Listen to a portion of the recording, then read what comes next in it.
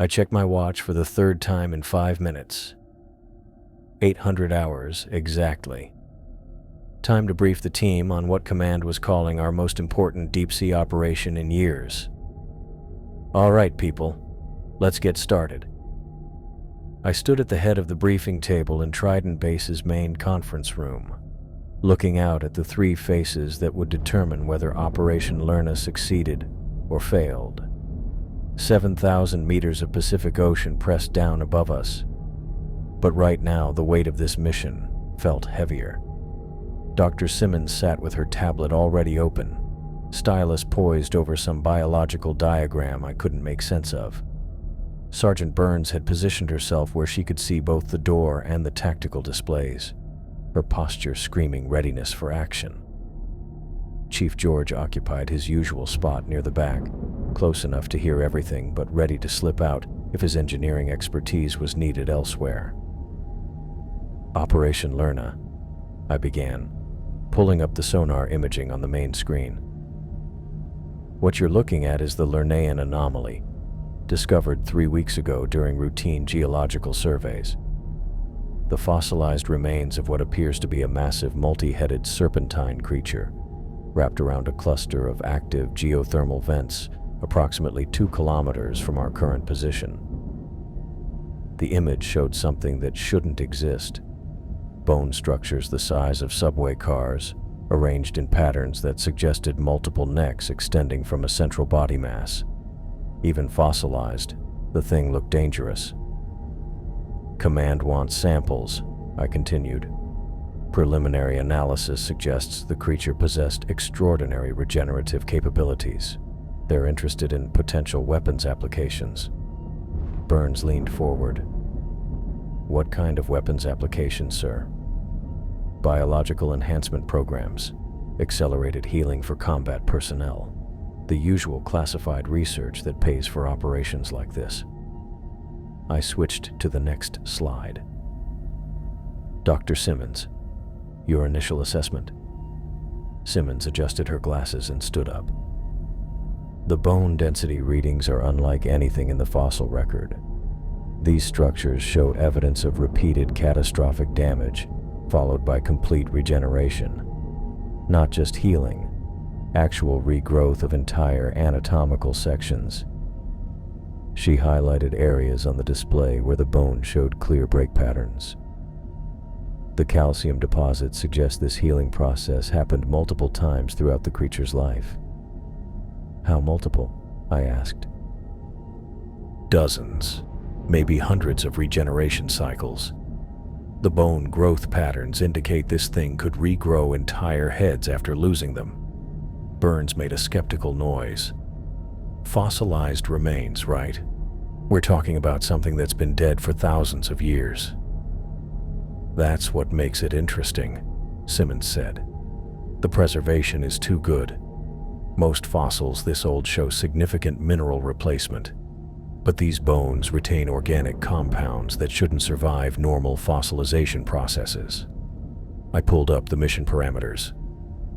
Our objectives are straightforward. Deploy to the anomaly site using the Styx deep submergence vehicle. Dr. Simmons conducts biological analysis and extracts tissue samples from the primary skull formations. Sergeant Burns maintains security protocols and monitors for geological instability. I maintain operational command and ensure we stay on schedule. What's our timeline? Burns asked. 6 hours maximum on site. The geological surveys show significant seismic activity in that area. We don't want to be there during a thermal event. Simmons raised her hand. Major, I'd like to request additional time for non-invasive analysis before we start drilling. These readings suggest we're dealing with something unprecedented. A few extra hours of scanning could... Negative. I cut her off. Command wants samples, not more data. We have a narrow window for safe operations. Burns was studying the geological readouts. Sir, these seismic patterns look unstable. Recommend we establish a defensive perimeter around the site before beginning extraction operations. Defensive perimeter against what, Sergeant? It's a fossil. Against whatever's causing these energy fluctuations. She pointed to the sensor data. These readings show active thermal signatures way above normal vent activity. I looked at the data she was highlighting.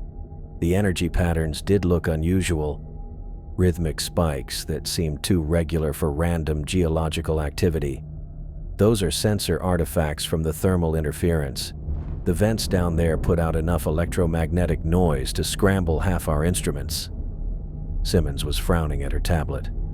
Actually, Major, I've been analyzing these patterns. They're too consistent for random interference. The frequency suggests... Dr. Simmons. I kept my voice level. We're not here to chase sensor ghosts. We have a mission with specific objectives and a tight timeline. She looked like she wanted to argue, but nodded instead. Understood, sir. I switched to the equipment manifest. The Styx is equipped with a high-torque drilling assembly capable of extracting core samples from the densest bone structures. We also have seismic charges for geological surveying if we need to clear debris from the extraction sites. Standard defensive weapons are available but shouldn't be necessary. Burns perked up at the mention of weapons. What's our threat assessment, sir? Minimal. The primary dangers are geological, unstable rock formations, thermal vents, potential seismic activity, standard deep-sea hazards. And if we encounter something unexpected? I looked at her directly. Like what, Sergeant? Unknown biological activity, territorial marine life, equipment failure in a hostile environment. We follow standard protocols. Assess, adapt, overcome. That's why you're here. George spoke up from the back. Major, the Styx took some minor damage during the last deployment. Hull integrity is solid, but the drilling assembly's been acting up. Might want to run a full systems check before you head out. How long for the check? 30 minutes, maybe 45 if we find problems. I checked my watch again. We were already behind schedule and command had made it clear that delays weren't acceptable. Do what you can in 20 minutes. We launch at 900. Simmons was still staring at her tablet. Major, these bioelectrical readings. Our sensor interference, I finished. Dr. Simmons, I need you focused on the mission objectives, not chasing theoretical anomalies. She looked up at me with those intense brown eyes. What if they're not theoretical? The question hung in the air for a moment.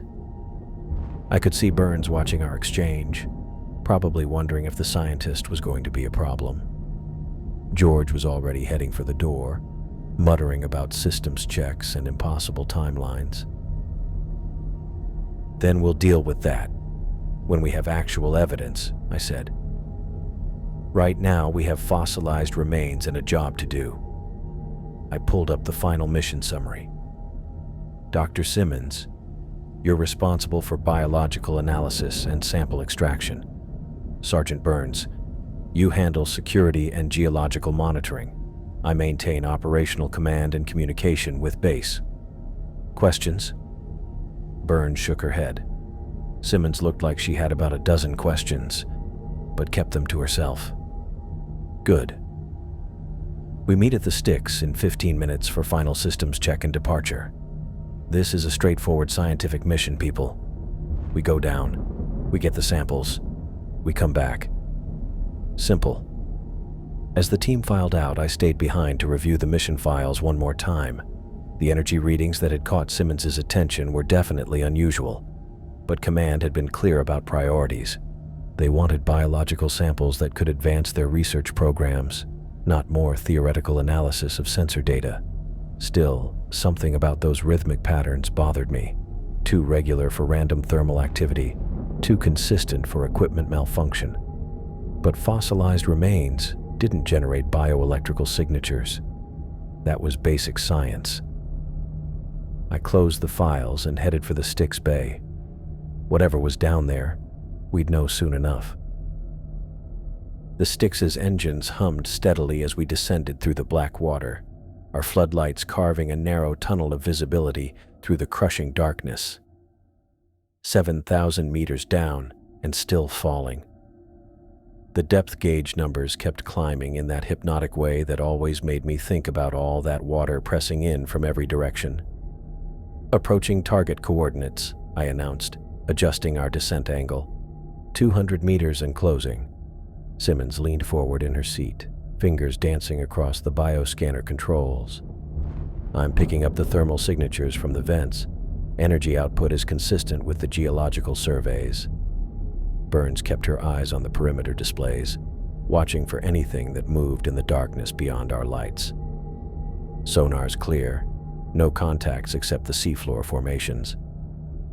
The bone cathedral materialized out of the black, like something from a fever dream. Our floodlights swept across massive curved structures that shouldn't exist. Fossilized vertebrae the size of shipping containers, rib formations that created natural archways through the rock. And the skulls. 9 distinct skull formations, arranged in a rough circle around the central geothermal vents, each one easily the length of a city bus. "Jesus," Burns muttered. That thing was huge. I maneuvered the sticks closer, using the lateral thrusters to position us above the primary fossil cluster. The central skull formation dominated everything else, nearly 30 meters of bone that had somehow survived whatever catastrophe killed this creature. The preservation was incredible. Too incredible, really. Most fossils this old looked like rock formations, but these bones still had the smooth curves and detailed surface textures of living tissue. "Bioscanners active," Simmons reported, recording tissue density measurements and mineral composition. The calcium phosphate concentrations are off the charts. These bones were incredibly dense when the creature was alive. I watched her work, noting the way her eyes lit up behind those wire-rimmed glasses. This was what she lived for, the chance to study something completely new. "What's your assessment of the regeneration evidence?" "Extensive. I'm seeing clear break patterns in at least 6 of the skull formations, followed by regrowth sequences. The bone growth rings suggest rapid healing, weeks rather than months for complete regeneration of major structures." Burns was still scanning the perimeter. "Thermal signatures are stable, just the vents putting out heat like they should. No movement anywhere." I guided the sticks into position directly above the largest skull, using the precision thrusters to hold us steady against the thermal currents rising from the vents below. The drilling arm extended automatically, its high-torque assembly gleaming under our work lights. "Positioning for sample extraction," I announced. "Dr. Simmons, where do you want the first core sample?" She studied her scanner readings, highlighting different areas of the skull formation. "The temporal region shows the highest bone density. That's where we'll find the best preserved tissue samples." I was adjusting our position when Simmons made a sharp noise. "Major, I'm getting some unusual readings from the main geothermal vent." "Define unusual." "Bioelectrical patterns. Very faint, but they're pulsing in regular intervals." She frowned at her display. "The frequency is extremely low, 1 pulse every 30 seconds or so." Burns looked over from her station. "Bioelectrical from a fossil? That's what doesn't make sense. Dead tissue doesn't generate electrical activity." Simmons adjusted her scanner settings, trying to get a clearer reading. "But the pattern is too regular for random geological activity." I checked our mission timeline. We'd been on site for 12 minutes, with 5 hours and 48 minutes remaining. Could be interference from the thermal vents. All that electromagnetic noise down here plays hell with sensitive equipment. Maybe. But Simmons didn't sound convinced. "Major, I'd like permission to investigate these readings before we begin drilling. Just 15 minutes of additional scanning." Burns shifted in her seat. "Sir, I'm seeing some structural instability in the surrounding rock formations. These thermal vents are putting out a lot of energy, and the whole area looks geologically active. Recommend we complete sampling quickly and get out." I weighed the options. Command wanted samples, not more theoretical data. But Simmons had good instincts, and those bioelectrical readings were definitely outside normal parameters. 15 minutes, Dr. Simmons. Then we drill and extract." "Thank you, sir." She immediately began adjusting her scanner array, focusing on the main vent beneath the largest skull formation. I used the time to study the bone cathedral around us. The arrangement wasn't random. The skulls formed a deliberate pattern around the central vent cluster, like the creature had been coiled around its heat source when it died. The necks would have extended outward from a central body mass, creating a defensive perimeter around the thermal vents. "Major," Simmons called out, "the bioelectrical readings are getting stronger. The pulse frequency is increasing, now every 20 seconds. Equipment malfunction?" "I don't think so. The pattern is too consistent, and it's synchronized with thermal fluctuations from the primary vent." Burns was getting restless. "Sir, whatever's causing those readings, we should get our samples and analyze them back at base. This whole area feels unstable." I checked the time. 15 minutes exactly. "Dr. Simmons, position the drilling target.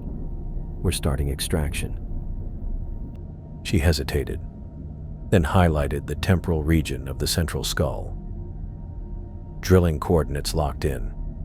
But Major, these energy readings will be analyzed along with the tissue samples."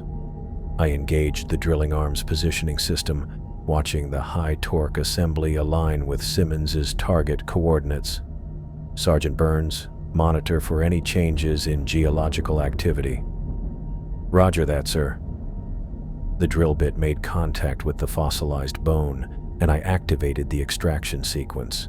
The high-torque motor engaged with a grinding vibration that transmitted through the Styx's hull, a deep mechanical sound that seemed to echo through the water around us. "Drilling commenced," I reported. "Penetration rate is normal for this bone density." The bioelectrical readings on Simmons's scanner suddenly spiked, jumping from barely detectable to off-scale in seconds. "Major, the energy signature just..." The entire cavern floor erupted in violent tremors. The Styx bucked and rolled as massive shock waves rippled through the seafloor, sending chunks of rock and debris tumbling into the darkness below. I fought the controls, trying to keep us steady as the drilling arm continued its work. "What the hell?" Burns grabbed her console as another tremor shook us. "Seismic activity is going crazy." The bone cathedral around us groaned and shifted. Ancient structures that had stood for millennia, suddenly moving under the stress of whatever we'd awakened. I could see cracks spreading through the largest skull formation, right where our drill was biting into the temporal bone. "Major!" Simmons's voice was sharp with alarm. "The bioelectrical readings, they're not coming from the bone. They're coming from beneath it." I fought the controls as another massive tremor slammed through the Styx, the whole submarine bucking like an angry horse. The drilling arm was still locked into the bone when the seafloor decided to rearrange itself, and I could hear metal grinding against fossilized calcium in ways that definitely weren't covered in the manual. What the hell is happening down there? Burns had her hands braced against her console, trying to keep her displays steady enough to read. Simmons was practically glued to her bioscanner, her face lit up by readings that were climbing into ranges I'd never seen before. The energy signature just spiked beyond measurement. This isn't interference anymore. Something's generating massive bioelectrical activity. I yanked the drilling arm controls, trying to retract the assembly before the tremors tore it apart. The high-torque motor screamed in protest as chunks of ancient bone broke away from our drilling site, tumbling into the black water like falling buildings. "Major, thermal readings are going crazy." Burns was scanning through multiple sensor arrays, her voice getting tighter with each report. I'm showing heat signatures rising from at least 6 different vent locations. Temperature spikes are off the charts. The bone cathedral around us groaned and shifted. Massive structures that had stood unchanged for millennia, suddenly moving under stresses that shouldn't exist. Cracks spread through the largest skull formation like lightning, radiating out from where our drill had bitten into the temporal bone. "Retract the drilling arm," I ordered, fighting to keep us positioned as the thermal currents turned violent. "We're getting out of here." That's when the primary vent exploded. A column of superheated water erupted from directly beneath the central skull, carrying with it debris and steam and something else that made my brain refuse to process what I was seeing. Through the churning chaos of bubbles and rock fragments, pale flesh emerged from the vent opening. Living flesh, covered in scales that pulsed with bioluminescent patterns. The head that rose from that impossible depth was the size of a city bus, equipped with rows of needle-sharp teeth and eyes that tracked our movement with predatory intelligence. Its neck stretched up from the vent like some nightmare version of a periscope, pale skin glowing with internal light that had nothing to do with our floodlights. "Contact." Burns was already reaching for the weapons controls. "Hostile biological, bearing 090, range 50 meters. I stared at the thing through our forward viewport, watching those massive eyes focus on the sticks with unmistakable intent. This wasn't a fossil. This wasn't dead tissue preserved in unusual conditions. This was a living creature that had been sleeping beneath the bone cathedral, and our drilling had woken it up. "Engaging target," Burns announced, and the Styx's rotary cannon opened fire. The high explosive shells tore through the creature's neck in a spectacular display of destruction, each impact sending chunks of flesh and scales spinning through the water. Burns kept the trigger down, following standard threat engagement protocols with mechanical precision. The massive head jerked and twisted under the assault, dark fluid streaming from multiple wounds. The final burst severed the neck completely. The enormous head tumbled away into the darkness below, leaving behind a stump of torn flesh that leaked black blood into the superheated water. "Target neutralized," Burns reported. But she didn't sound satisfied. She sounded confused. I was already engaging the emergency ascent systems, pushing the Styx's engines to maximum power. "We're leaving. Now." "Major, wait." Simmons hadn't looked away from her bioscanner, and her voice carried a note of horror that made my stomach drop. "The thermal signature at the wound site. It's not fading. It's getting stronger." Through the rear cameras, I watched the severed stump where the creature's neck had been. The flesh was bubbling and steaming in the superheated water, convulsing with movements that looked disturbingly purposeful. "What are you seeing, Dr. Simmons?" "Cellular regeneration at an impossible rate. The wound site is showing massive energy consumption, drawing heat directly from the thermal vent." Her voice got quieter as she processed what her instruments were telling her. "Major, the tissue is rebuilding itself." The stump erupted in a violent convulsion of growing flesh. Within seconds, 2 fully formed heads emerged from the wound, smaller than the original, but moving with aggressive, coordinated purpose. Both sets of eyes locked onto the ascending Styx immediately. "Jesus Christ," Burns whispered. It grew back twice." I pushed the engines harder, watching our depth gauge climb as we rose through the black water. Behind us, both heads were giving chase, their serpentine necks extending upward with fluid grace that made them look like they belonged in this crushing environment. "Burns, what did you just do?" "I followed standard engagement protocols," but her voice cracked slightly. "High explosive rounds, center mass targeting, sustained fire until threat neutralization." "You made it worse." Simmons was tracking the pursuing heads on her scanner. "Each wound triggers a regeneration response. The creature doesn't just heal, it multiplies." I could see Trident base's lights in the distance above us, still thousands of meters away but getting closer. The two heads were gaining ground, moving through the water with predatory efficiency that our damaged submarine couldn't match. "How fast can this thing regenerate?" I asked. "Based on these readings, complete regrowth in under 30 seconds, and each new head appears to be fully functional immediately." Simmons looked up from her scanner. "Major, if this creature has been feeding off geothermal energy for extended periods, there's no telling how large it could grow." Burns was watching the pursuit through her tactical display. "Both contacts maintaining pursuit vector, range decreasing. They're tracking our heat signature and electrical emissions." I opened the comm channel to Trident Base. "Base, this is Styx Actual. We have a code red biological contact. Repeat, code red biological, requesting immediate defensive preparations." Roach's voice crackled back through the static. "Styx Actual, confirm code red biological? Our sensors show you ascending rapidly from the anomaly site." "Confirmed, Base. We've awakened something down here. Large serpentine creature, multiple heads, aggressive behavior. It's following us back to your position." A pause, then, "Copy that, Styx. Activating external defense protocols. What's your ETA?" I checked our ascent rate and distance to base.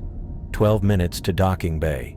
Be advised, this thing regenerates from wounds. Standard weapons fire makes it stronger. Say again, Styx. Do not engage with conventional weapons. Repeat, do not engage with conventional weapons.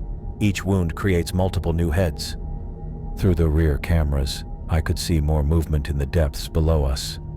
The bone cathedral was collapsing as additional necks emerged from other vent locations, the entire fossil structure revealing itself as some kind of dormant organism that our drilling had brought back to life. "Major," Simmons said quietly, "I don't think we found a fossil at all. I think we found something that was hibernating."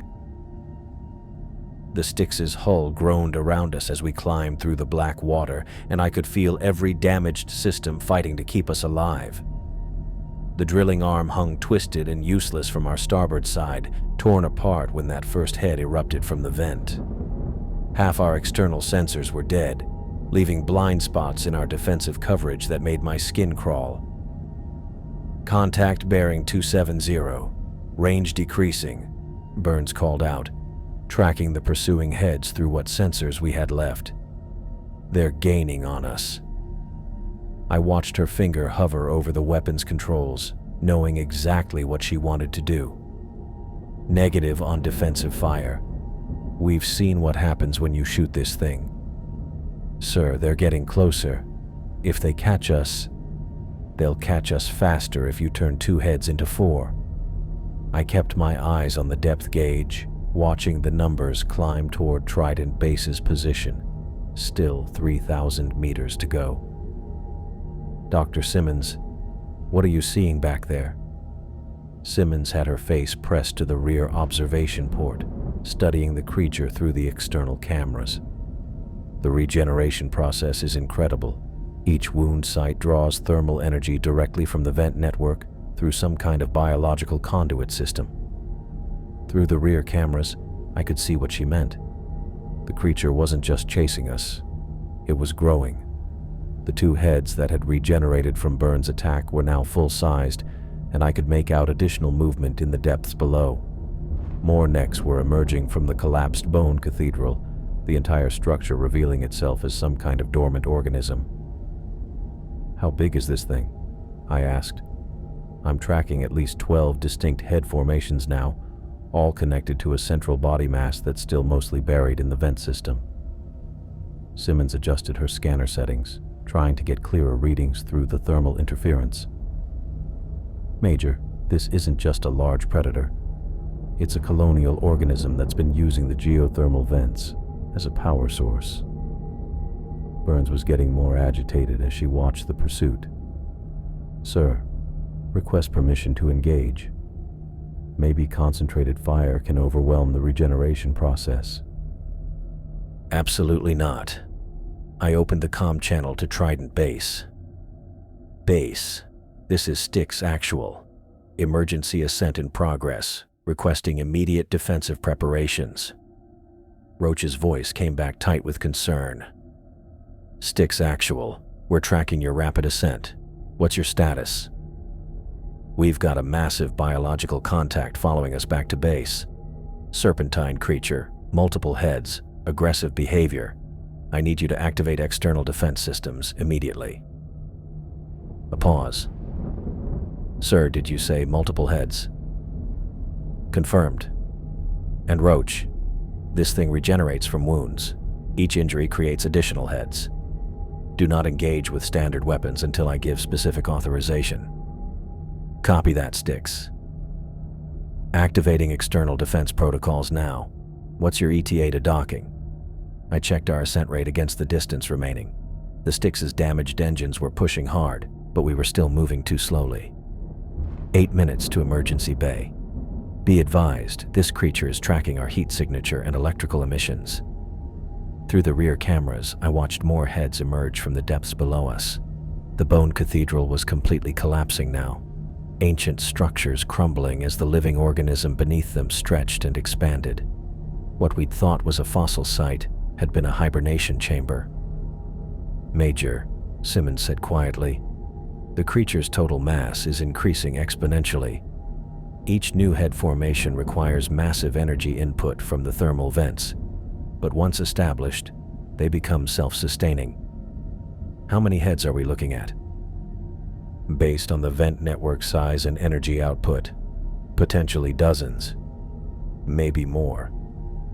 Burns cursed under her breath. Sir, we need to hit this thing with everything we've got before it gets any bigger. That's exactly what we can't do. I could see Trident Base's lights in the distance above us, still thousands of meters away but getting closer. Every shot you fire makes it stronger. The Styx shuddered as something massive moved through the water below us. Through the hull, I could hear a low-frequency sound that seemed to vibrate through my bones, some kind of communication between the creature's heads. Base, this is Styx. We're being actively pursued by hostile biological. Range is decreasing. Recommend all non-essential personnel move to secure areas. Roger that, Styx. Chief George is standing by in the emergency bay for immediate damage assessment. I pushed the engines harder, watching temperature gauges climb into the red zone. The Styx wasn't built for this kind of sustained emergency ascent, especially not with the damage we'd taken. But we didn't have a choice. Contact range now 400 meters and closing, Burns reported. Sir, they're moving faster than our maximum ascent rate. Through the rear cameras, I could see the lead heads clearly now. Massive serpentine forms that moved through the water with fluid grace. Their scales pulsed with bioluminescent patterns that created an eerie light show in the darkness behind us. Dr. Simmons, any biological weaknesses we can exploit? The regeneration process requires constant thermal energy input. If we could somehow cut the creature off from the geothermal vents... She trailed off, studying her scanner readings. But the connection appears to be biological rather than physical. Some kind of energy transfer system I don't understand. Trident Base loomed larger above us, its external lights creating a welcome beacon in the crushing darkness. I could see the automated defense turrets emerging from their housing, tracking systems already locked onto the pursuing creature. Base, this is Styx requesting immediate docking clearance. Emergency bay, priority override. Clearance granted, Styx. Bay doors are opening now. The emergency docking bay's massive doors slid apart, revealing the brightly lit interior of Trident Base.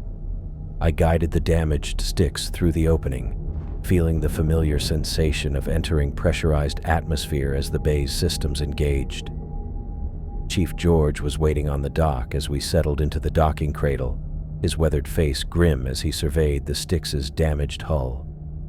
The twisted drilling arm and acid-scarred plating told the story of our encounter better than any mission report. "Jesus, Major," George said as I climbed out of the hatch. "What did you run into down there?" "Something that's been sleeping for a very long time."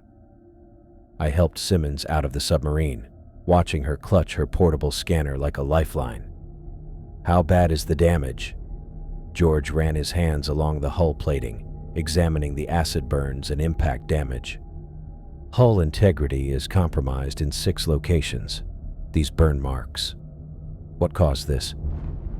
"Some kind of corrosive enzyme," Simmons said, already downloading her bioscan data to a portable drive. "The creature secretes it as a defensive mechanism." Burns emerged from the sticks last, her face set in hard lines. "Sir, we need to activate full defensive protocols immediately. That thing is going to be here any minute." I looked around the docking bay, noting the emergency lighting and the subtle vibration of the base's defensive systems coming online. "Dr. Simmons, how long do you need to analyze what we found?"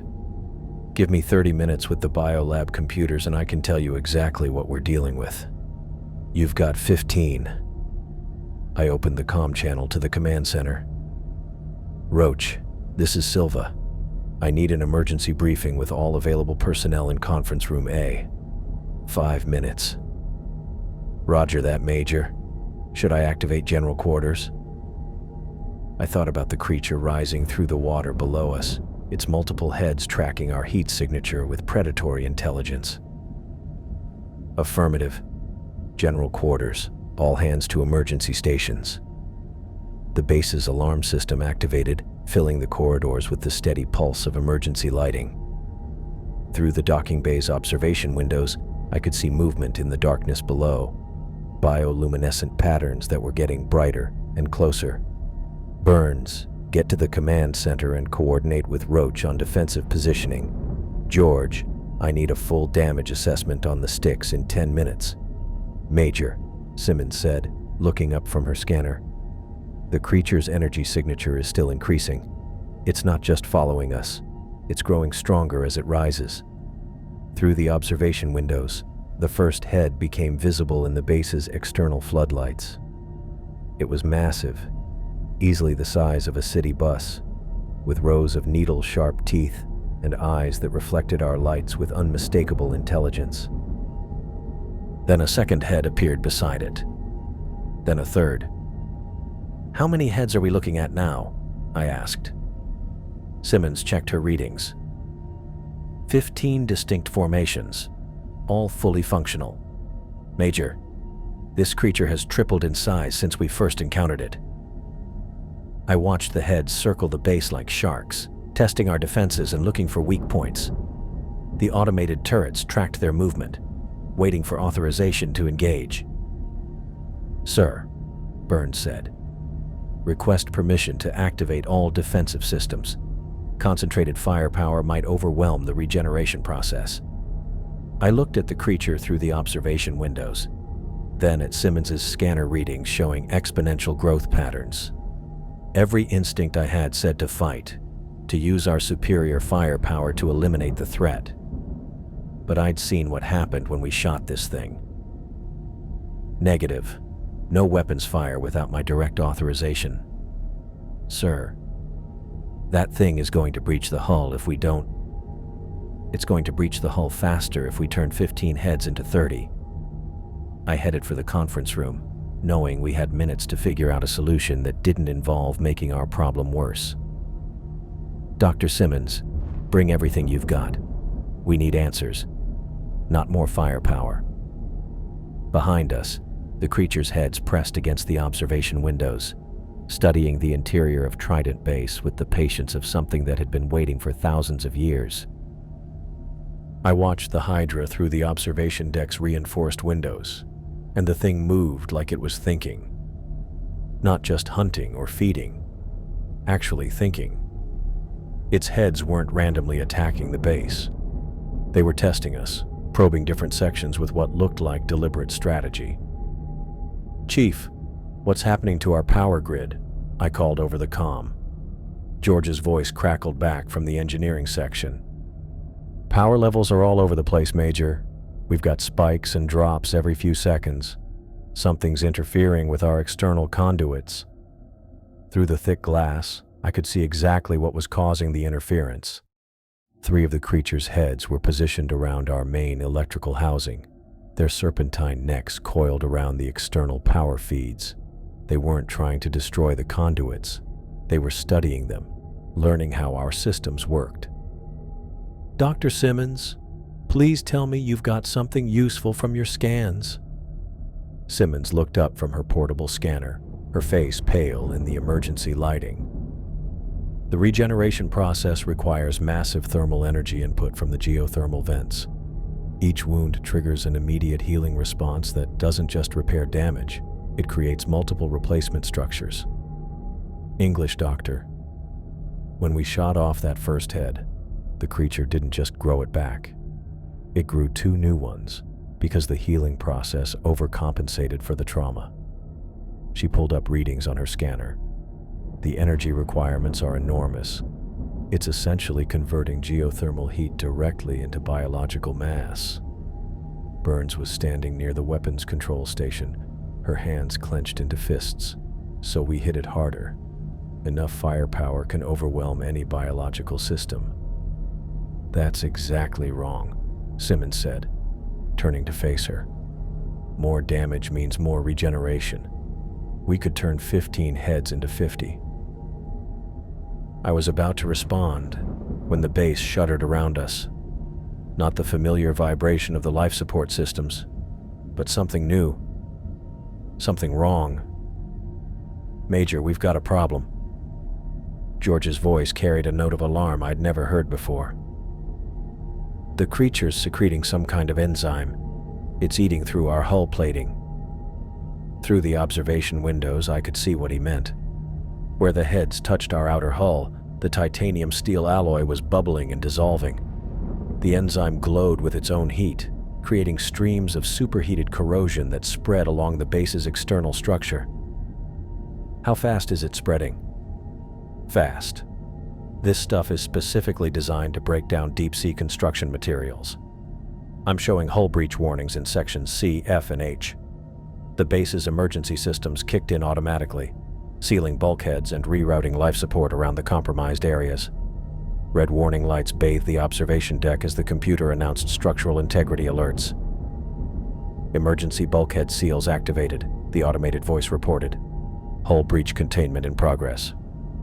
I watched the corrosion spread along our outer hull like acid eating through metal. The creature had been designed to break through exactly this kind of barrier.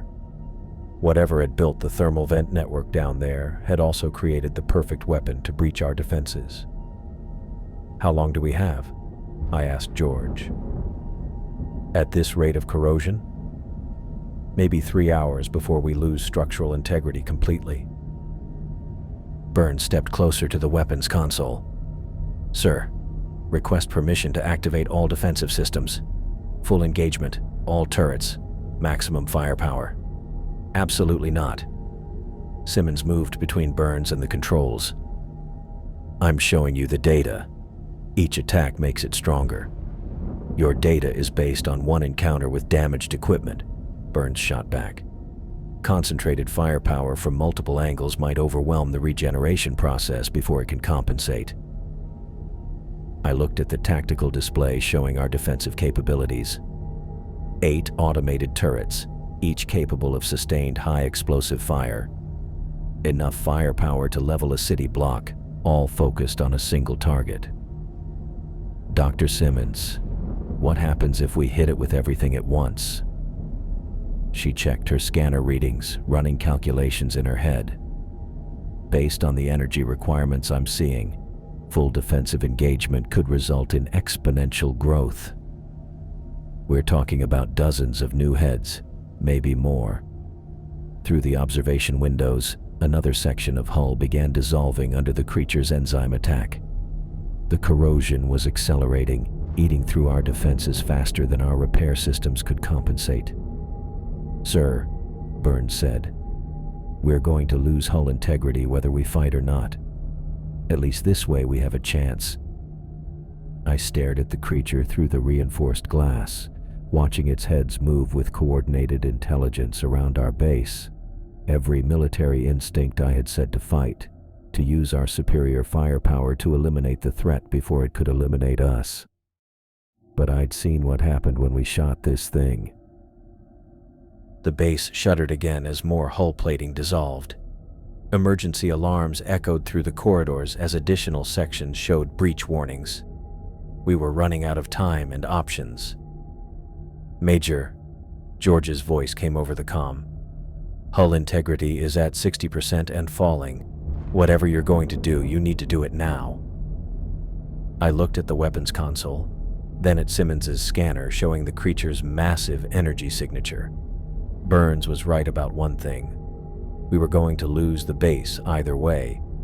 The question was whether we went down fighting or let this thing tear us apart without resistance.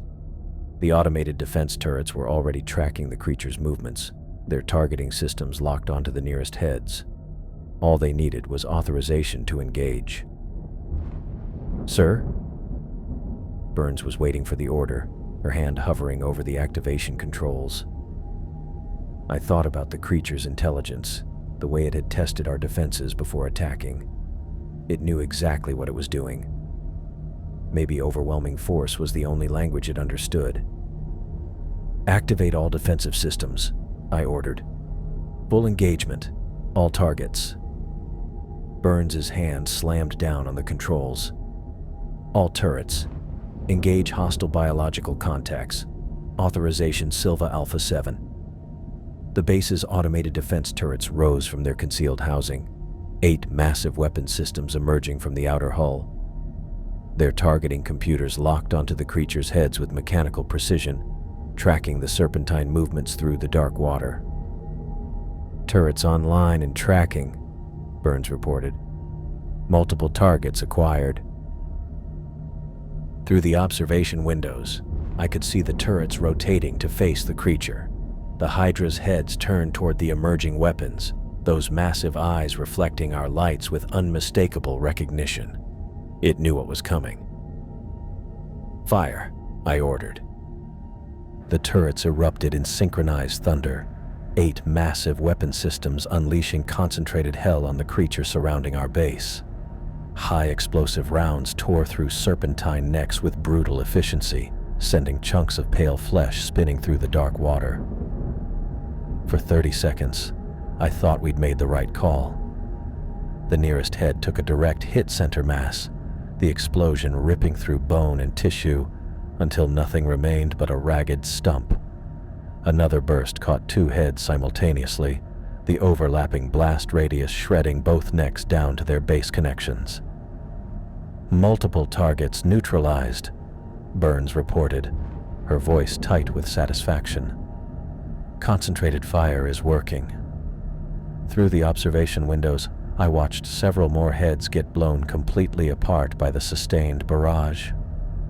The creature's bioluminescent glow flickered and dimmed where the wounds appeared, like lights going out across its massive form. Then the stumps started moving. "What the hell?" Burns leaned forward over her targeting display. "Major, the wound sites are showing activity." I pressed against the reinforced glass, watching the severed necks convulse with purposeful motion. The ragged tissue wasn't just healing, it was expanding, growing, splitting apart like some nightmare flower blooming in fast motion. "Cease fire," I ordered. "All turrets, cease fire immediately." "Sir, we're making progress. Just need to maintain." "Cease fire now." The turrets fell silent, but the damage was already done. Where we'd destroyed 5 heads, 10 new ones were emerging from the wound sites. Not the massive bus-sized formations we'd been fighting, but smaller, faster versions that moved through the water with vicious agility. "Jesus Christ," Burns whispered. Simmons was frantically adjusting her scanner settings, trying to track what was happening. The regeneration process is accelerating. Each wound site is producing multiple replacement structures simultaneously. I counted the new heads as they fully formed. 15, 20, 25. They kept coming, erupting from every point where our weapons had found their mark. The creature's total mass was expanding exponentially, fed by the thermal energy streaming up from the vent network below. How many are we looking at now? 37 distinct head formations, Simmons reported, her voice barely steady. Total biomass has tripled in under 2 minutes. The new heads weren't just numerous, they were different. Smaller than the originals, but faster, more aggressive, moving with coordinated fury that made my blood run cold. They swarmed around Trident base like angry wasps, no longer testing our defenses but attacking with pure rage. Major, the creature's behavior has completely changed, Simmons said, studying her readings. The regeneration process appears to have triggered some kind of aggressive response. 3 heads slammed into the observation deck simultaneously, their combined impact sending shock waves through the base's superstructure. The reinforced windows held, but spider web cracks spread across the surface. Hull breach in Section D. George's voice crackled over the comm. These new heads are hitting us with coordinated strikes. I watched the swarm attack our base with military precision. Groups of heads would strike the same structural point repeatedly, while others moved to flank our defensive positions. This wasn't random animal behavior. It was strategy.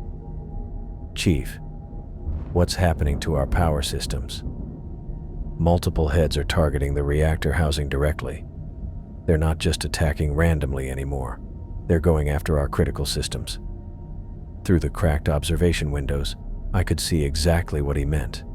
A cluster of the smaller heads had wrapped themselves around our primary power conduits, their enzyme secretions eating through the protective housing with focused intent.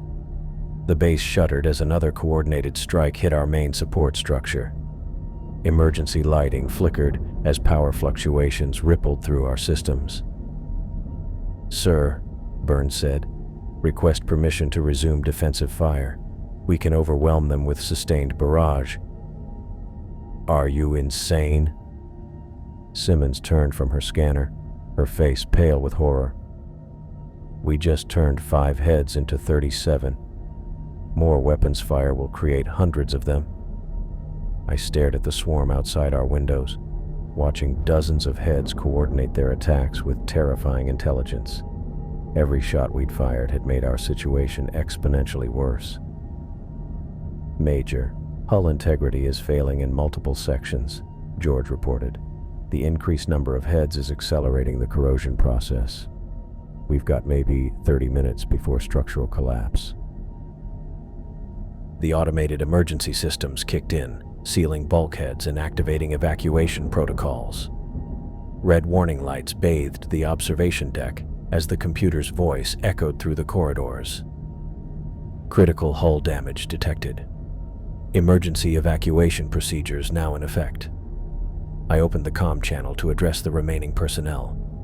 "All hands, this is Major Silva. Immediate retreat to emergency pod stations. This is not a drill." "Sir," Burns said, "we still have the base's self-destruct charges.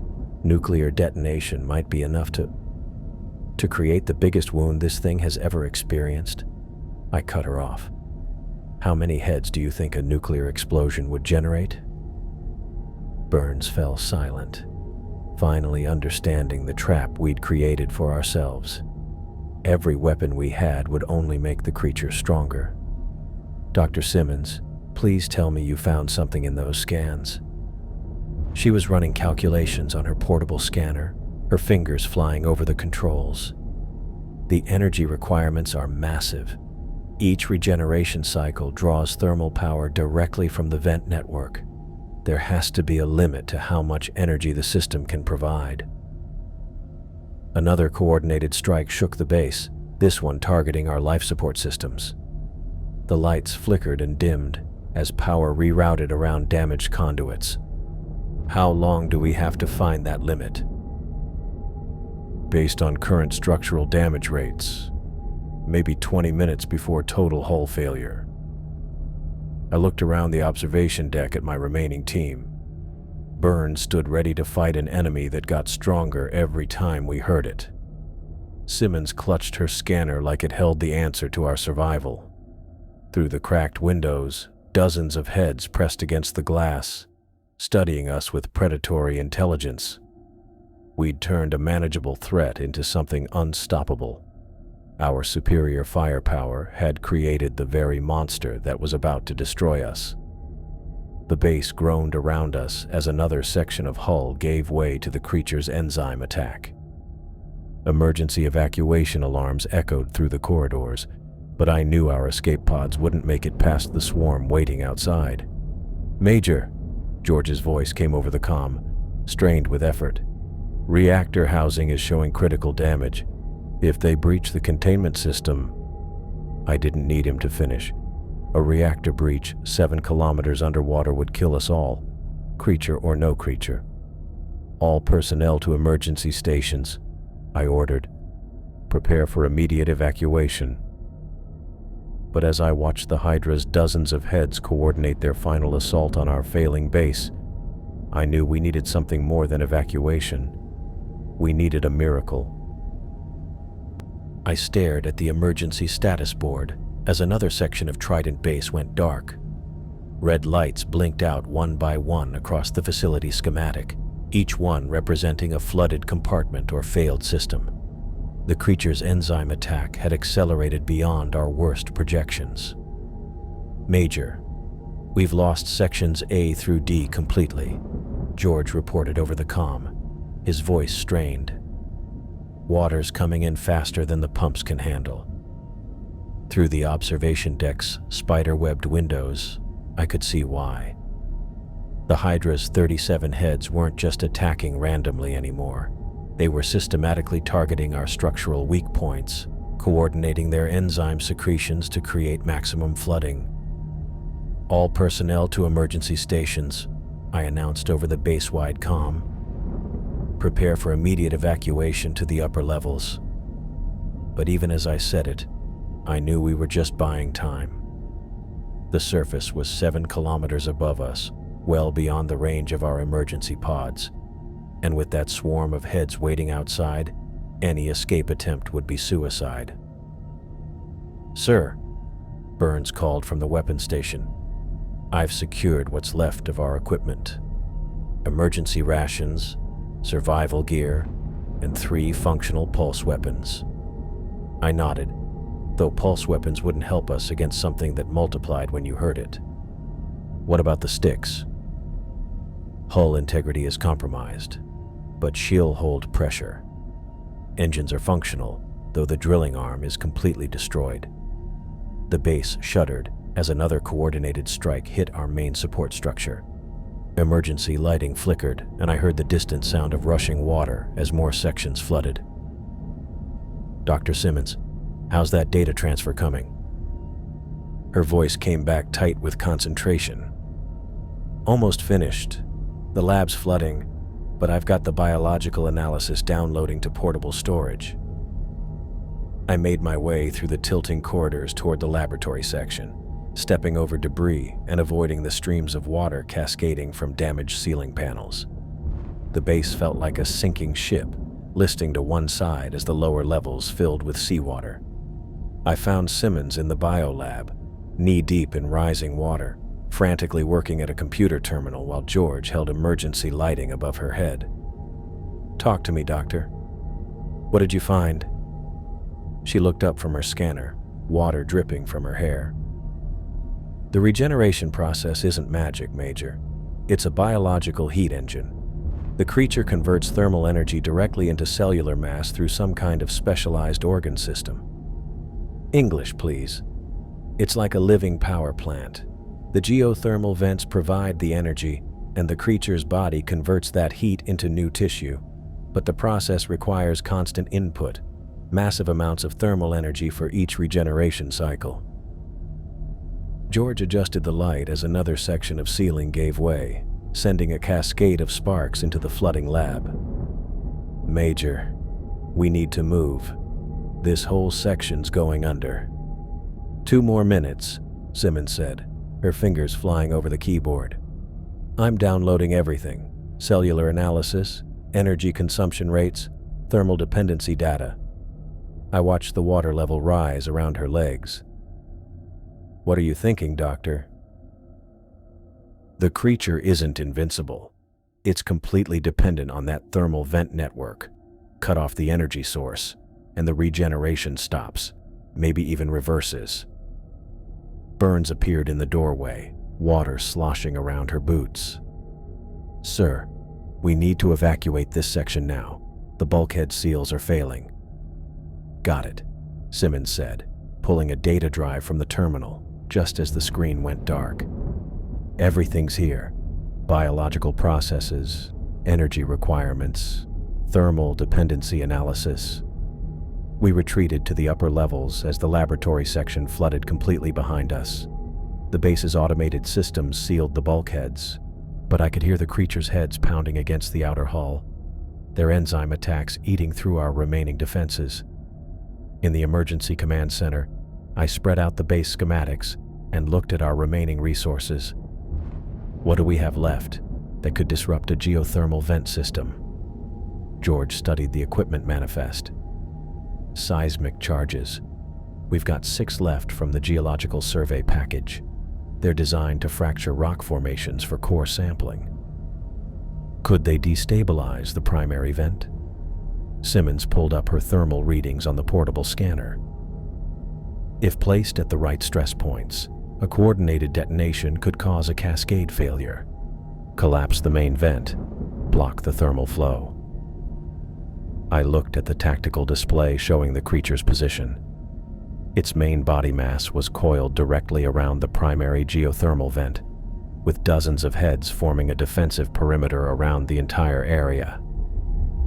Someone would have to carry those charges right into the middle of that thing. Burns stepped forward without hesitation. I'll do it. Sergeant, this is my fault, sir. I turned 5 heads into 37. I should be the one to fix it. I studied her face, seeing the guilt and determination there. It's not about fault, Burns. It's about who has the best chance of completing the mission. The charges have to be placed at precise geological stress points, Simmons said, checking her scanner readings. I need to be there to identify the exact locations. Absolutely not. You're not trained for combat operations.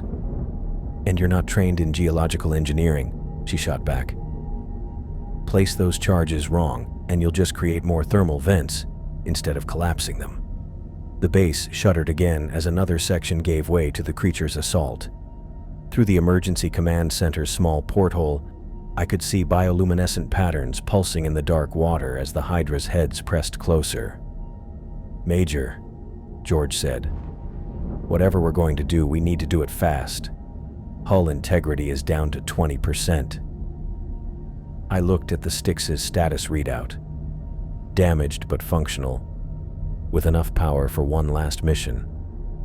The seismic charges could be loaded into the modified torpedo tubes, set for simultaneous detonation. Here's the plan, I said, making the decision that would probably kill us all. Burns pilots the Styx to the primary vent. Simmons identifies the placement points for maximum geological impact. I coordinate from here and trigger the charges if something goes wrong.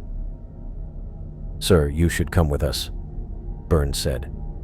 If the base fails, someone needs to maintain communication and handle the detonation sequence. If you can't make it back, I'll trigger the charges remotely. Simmons was already copying her data to multiple drives. The thermal dependency information has to survive even if we don't. This creature isn't unique. There could be others. I watched her work, seeing the same dedication that had driven her to stay in the flooding lab. How long do we have before the base fails completely? Maybe 15 minutes, George said. The creature's targeting our reactor housing now. If they breach containment. He didn't need to finish. A reactor breach at this depth would vaporize what was left of Trident base and everything in it. "Load the seismic charges," I ordered. "We launch in 5 minutes."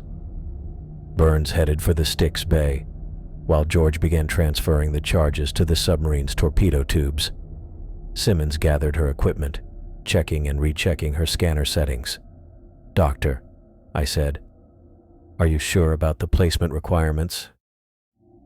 She looked up from her scanner, water still dripping from her hair. "The creature's energy system has specific thermal intake points. Hit those, and the whole network collapses. Miss them, and we just make it angry." Through the command center's porthole, I could see the Hydra's heads moving with coordinated purpose around our failing base. They knew we were planning something. The question was whether we could execute it before they finished tearing us apart. "Major!" Burns's voice came over the comm from the Styx Bay. "Charges are loaded and systems are green. Ready for launch on your order." I looked at the tactical display one last time, calculating angles and approach vectors through the swarm of heads surrounding us. Our chances of reaching the primary vent were minimal. Our chances of surviving the mission were essentially zero, but it was the only plan we had. "Open the bay doors," I ordered. "Launch when ready."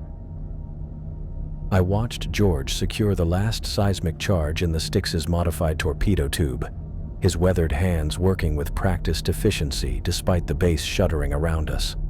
Water dripped from damaged ceiling panels, and the emergency lighting cast everything in hellish red. "Charges are set for simultaneous detonation," he reported, wiping his hands on a rag. 6 charges, coordinated blast pattern. Should be enough to bring down half the seafloor if placed right. Burns emerged from the weapons locker carrying what looked like oversized pistols. "Regular ammunition's gone, but we've got 3 kinetic pulse weapons. They fire concentrated energy bursts instead of projectiles. Will they work on the creature? Should knock the heads back without tearing them apart. No wounds means no regeneration." She checked the power cells with military precision. "Limited shots, though. Maybe 20 pulses per weapon before they're dead." I studied the tactical display showing the creature's position around our base. 37 heads formed a writhing perimeter, their bioluminescent scales pulsing in coordinated patterns. The main body mass remained coiled around the primary geothermal vent, exactly where we needed to place the charges. "Here's the approach," I said, tracing the route on the display. Burns pilots the Styx through the outer perimeter, using kinetic pulses to create openings. Simmons guides you to the precise placement points beneath the creature's core mass. Drop all 6 charges simultaneously, then get clear before detonation. Simmons looked up from copying data files to a portable drive. "The charges have to hit specific thermal intake points. Miss by more than 10 meters, and we'll just create new vents instead of collapsing the system." "What are our odds of making it back?" She didn't answer immediately, which told me everything I needed to know. "The creature's behavior has completely changed since we attacked it," she finally said. "It's not just defending anymore, it's actively hunting. Those heads are coordinating like a military unit." Through the command center's cracked porthole, I could see exactly what she meant. Groups of heads moved in formation around our base, taking turns attacking structural points while others maintained overwatch. This wasn't animal behavior. "Sir," Burns said, "you should come with us. If the base fails while we're out there, someone needs to coordinate from here and handle the detonation sequence if something goes wrong." I pulled up the remote trigger controls on my console. "If you can't make it back to safe distance, I'll detonate the charges anyway." Burns's jaw tightened. "That's a suicide mission for all of us." "It's a suicide mission regardless. At least this way, someone's watching your approach and can adapt if the plan changes." George wiped his hands again. a nervous habit I'd noticed when he was thinking hard. "Major, I could help with the submarine operations. Extra hands for the charge placement. I need you coordinating evacuation of remaining personnel. Get everyone to the emergency pods and as far from the blast zone as possible." The base groaned around us as another section gave way to the creature's enzyme attack. Emergency systems rerouted power around damaged conduits, but I could see we were running out of functional sections. "Dr. Simmons, how critical is this biological data?" She clutched the portable drive like it contained the secrets of the universe. "This creature isn't unique, Major. The thermal dependency patterns, the regeneration mechanisms, if there are others like it, this information could save lives." "Then make sure it survives even if we don't." She nodded, securing the drive in a waterproof case and attaching it to her equipment belt. I opened the comm channel to address what was left of our crew. "All remaining personnel. This is Major Silva. Immediate evacuation to emergency pod stations. Launch when ready and maintain maximum distance from the base." Through the porthole, I watched the Hydra's heads press against our outer hull, their massive eyes reflecting our emergency lighting. The creature had grown beyond anything we'd imagined when this mission started. What had begun as a simple sample collection had become a fight for survival against something that defied every tactical principle I'd ever learned. "Styx is prepped and ready," Burns reported from the submarine bay. "All systems green, charges loaded, kinetic weapons secured." I looked at the mission clock. We'd been fighting this thing for less than 3 hours, but it felt like days. The base's hull integrity was down to 15% and falling fast. "Open bay doors," I ordered. "Launch when ready." The massive doors groaned open, revealing the dark water beyond. Immediately, several of the creature's heads turned toward the opening, their bioluminescent patterns shifting to what looked like an alert signal. "They know we're coming," Simmons observed, watching her scanner as the creature's energy signatures spiked. "Doesn't matter," Burns said, her voice steady over the comm. "We're going anyway." I watched the Styx's running lights disappear into the swarm of heads surrounding our base. The submarine looked impossibly small against the creature's massive form, like a minnow swimming into a school of sharks. "Styx, this is base command. I have you on scope. Bearing 090 to primary target." "Copy that, base command. Beginning approach run."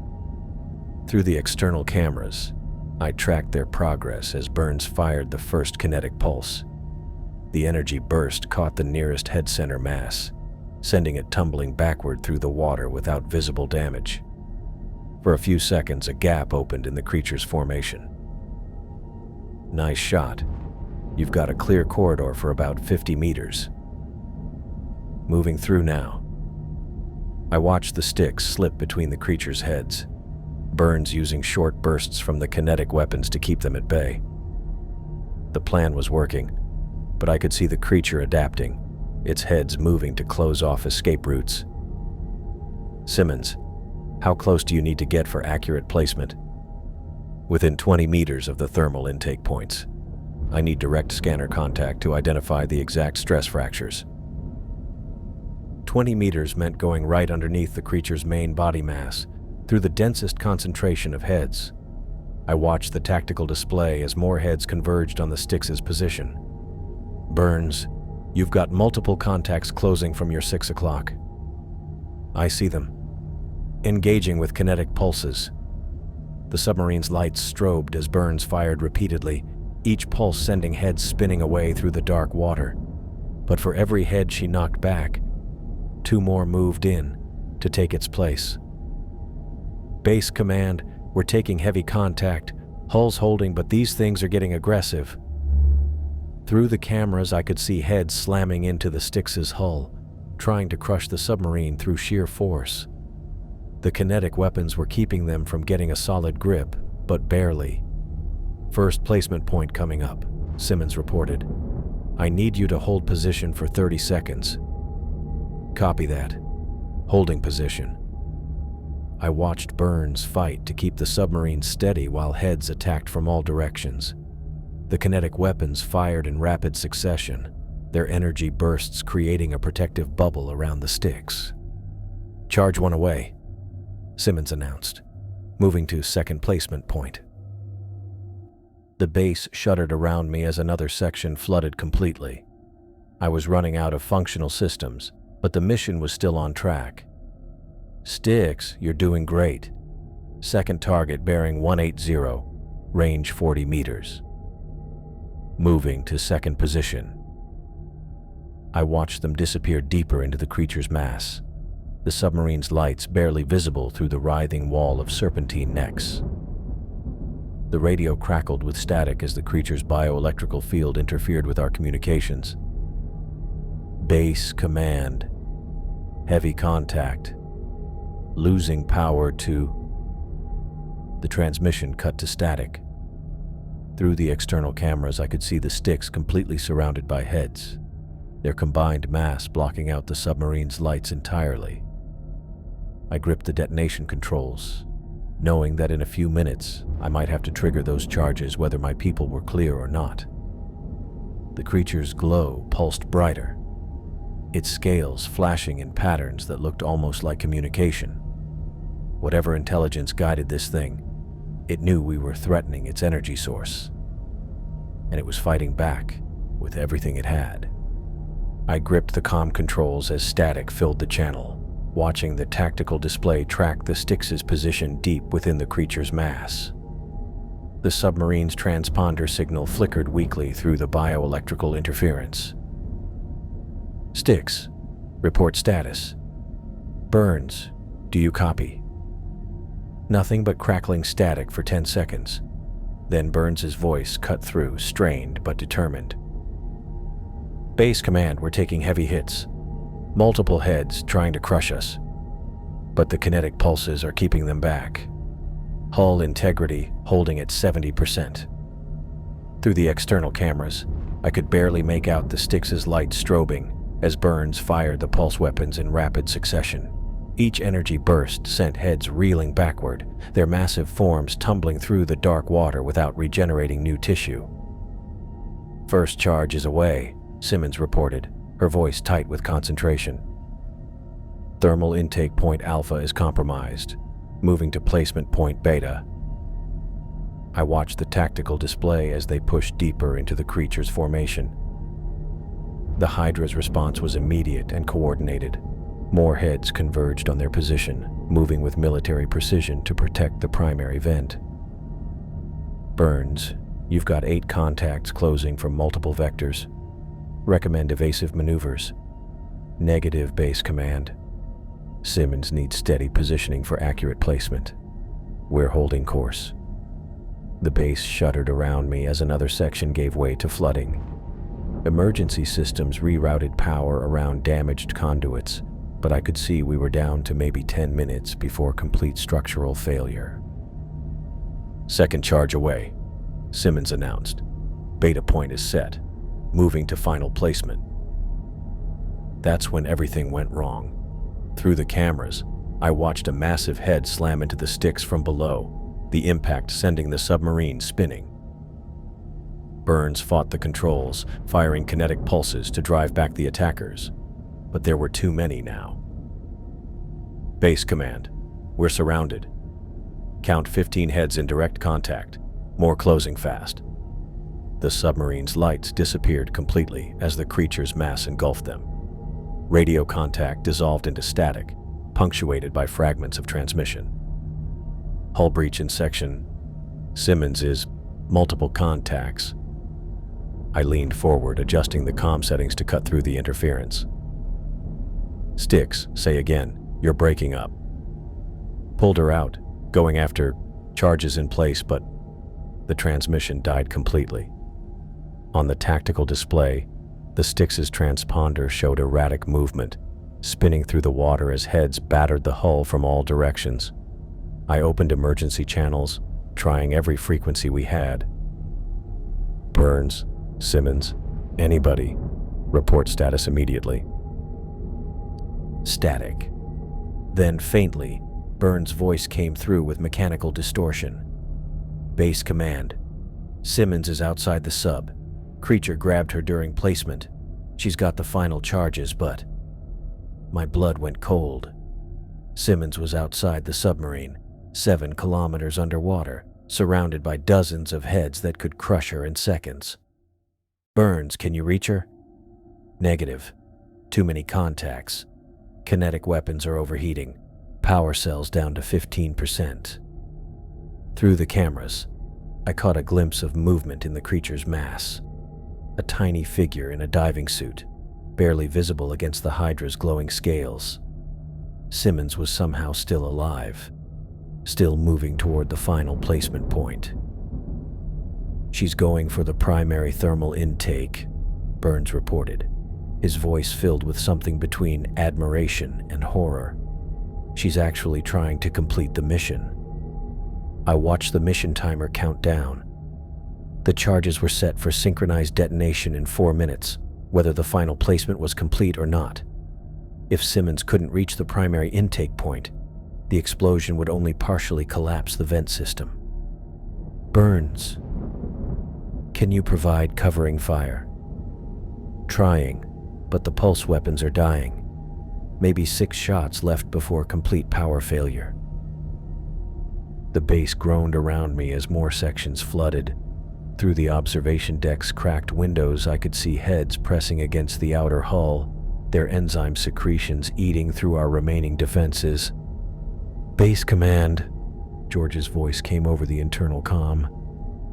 Reactor housing is breached. We've got maybe 5 minutes before containment failure. 5 minutes until the reactor went critical. 4 minutes until the charges detonated.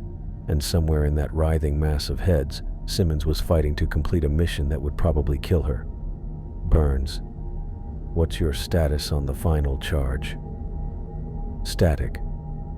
Then his voice came back, barely audible through the interference.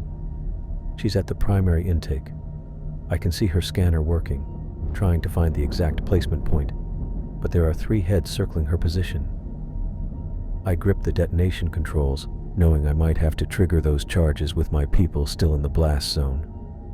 The creature's glow pulsed brighter as more heads converged on Simmons' position, drawn by the threat to their energy source. Burns, you need to extract immediately. Get clear of the blast zone. Negative. Not leaving without Simmons. That's an order, Sergeant. With respect, sir. Screw your orders. Through the static, I heard the distinctive whine of kinetic pulse weapons firing. Burns was using his last shots to drive heads away from Simmons' position, buying her precious seconds to complete the placement. Final charges away. Simmons' voice suddenly cut through the interference, clear and strong. All 6 charges placed at optimal stress points. Thermal cascade failure should occur in 3 minutes. 40 seconds. Outstanding. Now get back to the submarine. Negative, Major. The creature's blocking my return path. Burns needs to extract now while he still has power.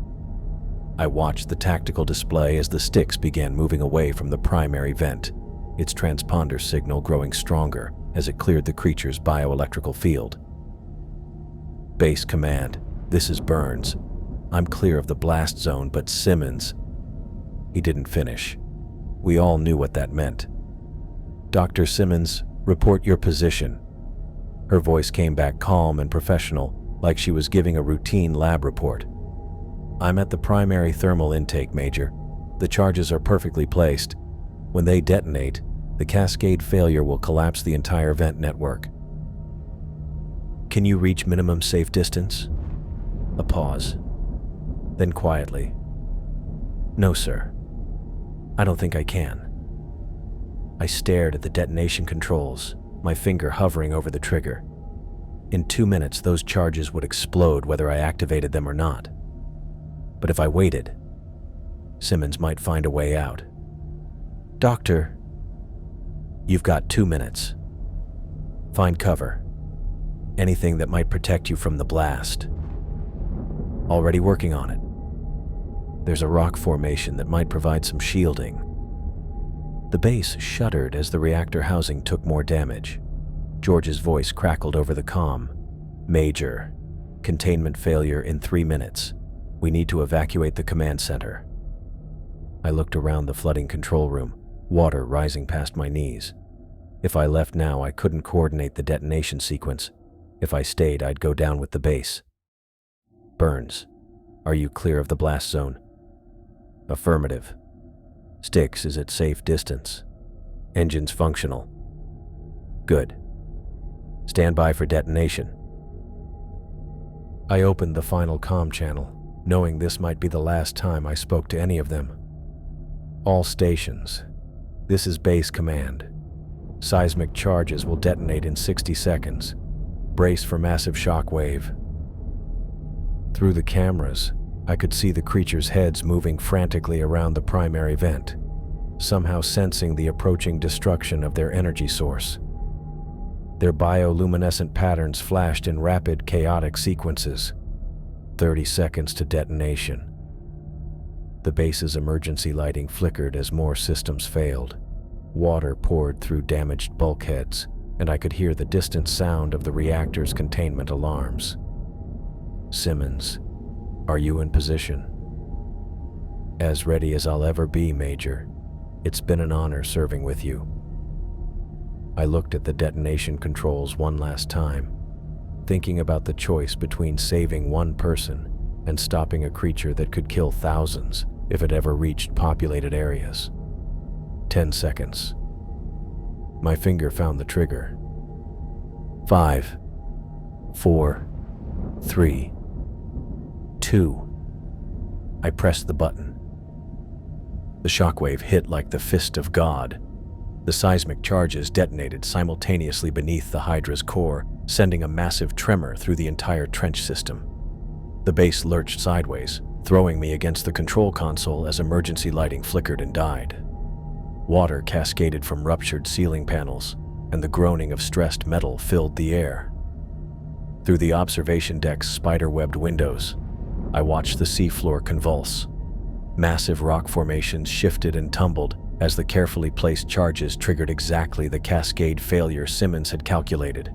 The primary geothermal vent collapsed in on itself, tons of stone and sediment choking off the thermal flow that had fed the creature for millennia. The effect on the Hydra was immediate. The creature's bioluminescent glow, which had pulsed with steady rhythm throughout our battle, began to flicker and dim. The coordinated movements of its 37 heads became erratic, then sluggish, as the energy source that powered its regeneration disappeared beneath crushing rock. Base command, this is Burns. The charges worked. Repeat, the charges worked. I keyed the comm with shaking hands. Copy that, Styx. What's your status? Hull integrity at 40%, but we're stable. The shockwave knocked us around pretty good, but engines are functional. Through the cameras, I watched the creature's newest heads, the smaller, more aggressive ones born from our weapons fire, begin to dissolve. Without constant thermal energy input, they couldn't maintain their cellular structure. The pale flesh simply came apart, dissolving into clouds of organic matter that drifted through the dark water like underwater snow. The older heads lasted longer, their more established biology fighting the energy loss. But even they began to fail. Massive necks that had moved with predatory grace now writhed weakly, their bioluminescent scales fading to dull gray. Jesus, Burns whispered over the comm. It's actually dying. The creature that had terrorized us for hours, that had grown stronger with every attack, was falling apart before our eyes. The long necks collapsed into dead tissue, creating expanding clouds of dissolved matter that spread through the water column. Within minutes, the ancient organism that had survived in the deep ocean for thousands of years was gone, reduced to organic debris settling on the seafloor. I activated the emergency beacon, knowing rescue teams would take days to reach our depth. The base continued flooding around me. water now up to my chest in the command center, but the immediate danger had passed. "Major," George's voice crackled over the internal comm. "I'm back from the evacuation. Most personnel made it to the emergency pods before the creature's final assault. We lost 3 people in Section C when the bulkheads failed, but the rest are clear." I nodded, though he couldn't see me. "Good work, Chief. What's our status on life support?" "Maybe 2 hours in the upper sections before complete flooding. The reactor's stable now that the creature stopped attacking it." I looked down at the portable drive Simmons had secured before the final mission. Her biological analysis, energy consumption data, thermal dependency research. She died to save this information, and it had given us the answer that all our weapons couldn't provide. The mission logs would tell a clear story. Standard military firepower had turned a manageable threat into an exponentially growing nightmare. Scientific understanding had solved the problem in minutes. "Burns, can you maintain position until rescue arrives?" "Affirmative, Base Command. We've got enough power for basic life support and communications." I waded through the rising water toward the emergency beacon controls, thinking about what our victory had cost. Burns was alive, but Simmons was gone. The woman who'd insisted from the beginning that understanding was better than destruction had proven her point with her life. The dark water outside the observation windows held the remains of both the monster and the hero who'd defeated it. Dissolved organic matter drifted past like a memorial, the last traces of a creature that had ruled these depths since before human civilization began. I sealed Simmons's research data in a waterproof case and attached it to my equipment belt. Whatever came next, her work would survive. Other creatures like this might exist in the deep ocean, and when we found them, we'd know better than to shoot first. The emergency beacon pulsed steadily, sending our coordinates to the surface. In a few days, rescue teams would find us floating in emergency pods, survivors of an encounter that would be classified and buried in military files. But I'd remember. Every time some general wanted to solve a problem with superior firepower, I'd think about Dr. Kim Simmons, who'd saved us all by refusing to let fear overcome curiosity. The base groaned around me as more sections flooded, but I wasn't afraid anymore.